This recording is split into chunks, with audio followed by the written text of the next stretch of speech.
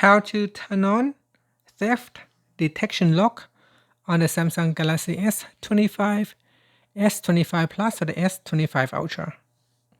First, tap on the home button to return back to the home screen. Now from the home screen, swipe down at the top to open up quick settings. In here, tap on the settings icon.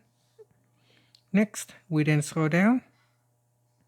And from here, tap on security and privacy.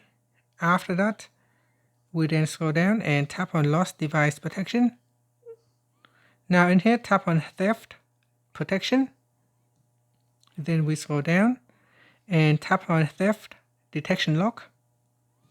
And from the pop-up, tap on turn on. And that's it. So it is now turned on. So that lock the screen if it's detected that someone took your phone and ran away. So as soon as the phone felt like the phone has been taken unauthorized and it been ran away, it will automatically lock the screen. And finally, tap on the home button to return back to the home screen.